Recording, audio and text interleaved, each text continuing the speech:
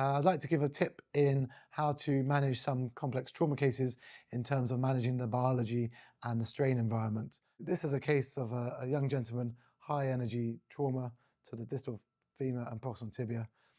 And if you look at the CT scan, you can see the intra-articular component, but it's the combination at the metaphyseal region that can develop into a non-union as the healing progresses. So this is my initial fixation.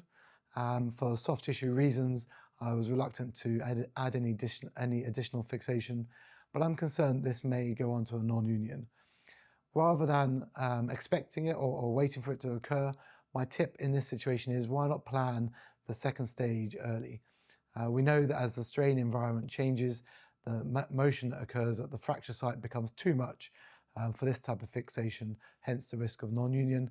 So by adding some extra stability at 3 months, this will then progress to a state of union due to the increased stability.